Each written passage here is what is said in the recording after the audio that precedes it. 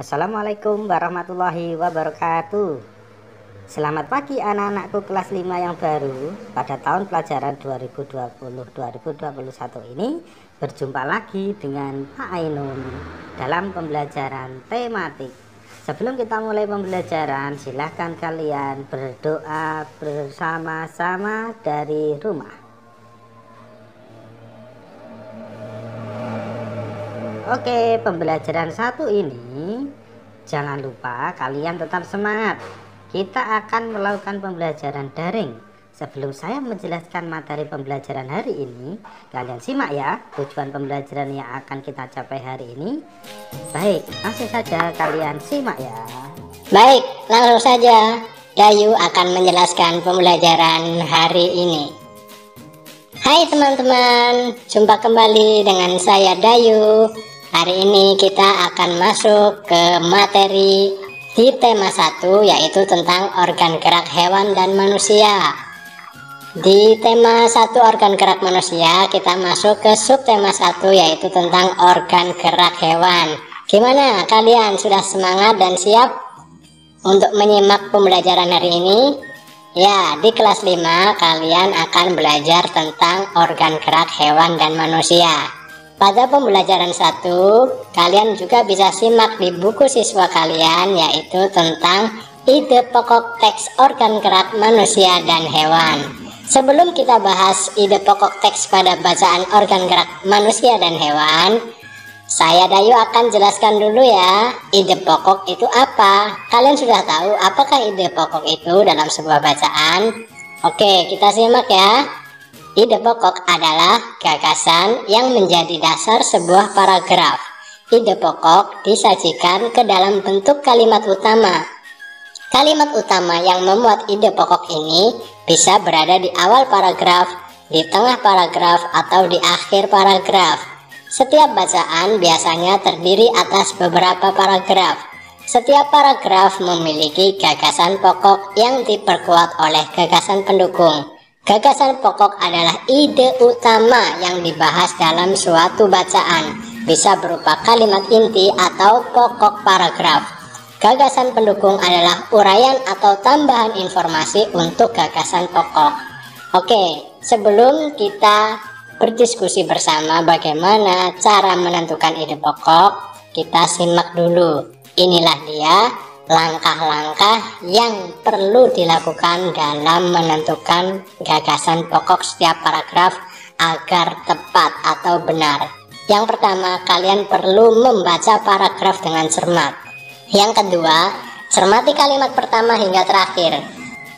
Apakah kalimat pertama merupakan gagasan pokok atau gagasan penjelas? Apakah kalimat kedua yang merupakan gagasan pokok?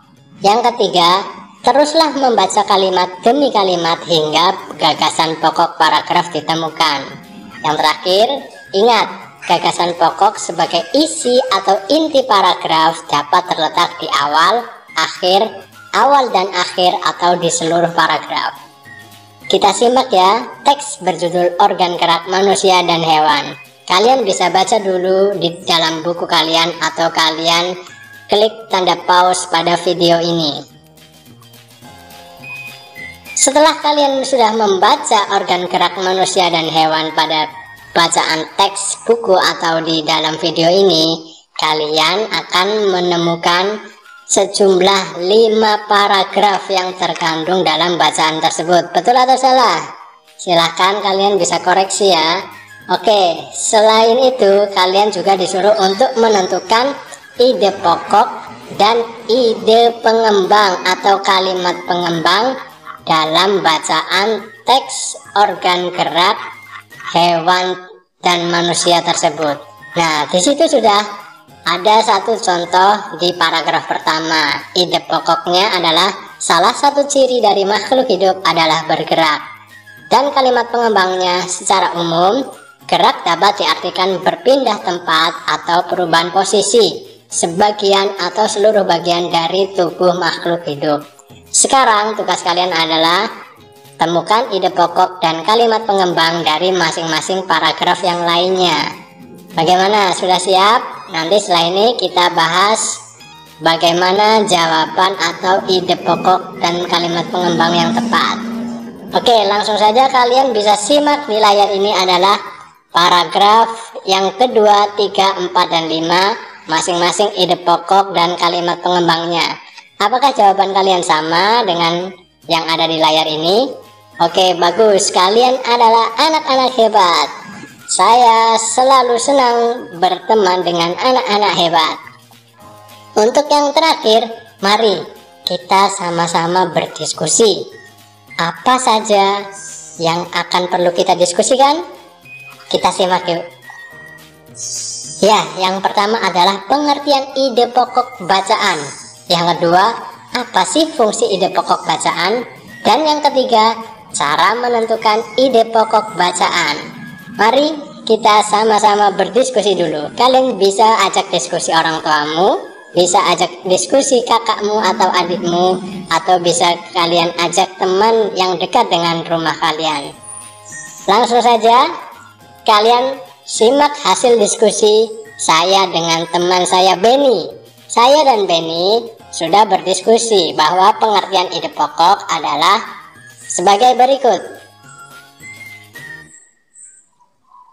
Nah, diskusi yang kedua adalah fungsi ide pokok bacaan. Saya dan Benny sudah berdiskusi dan hasilnya sebagai berikut. Dan ketiga, cara menentukan ide pokok bacaan. Tentu saja saya juga berdiskusi dengan kawan saya. Ini dia hasilnya. Nah, akhirnya kita sudah selesai belajar pada pembelajaran 1, tema 1, subtema 1 di kelas 5 ini.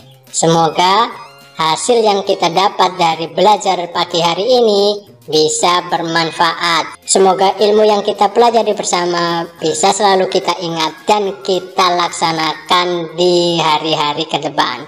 Jaga terus semangat belajar kalian. Jangan lupa jaga imunitas tubuh. Terima kasih. Sampai jumpa pada pembelajaran berikutnya. Assalamualaikum warahmatullahi wabarakatuh.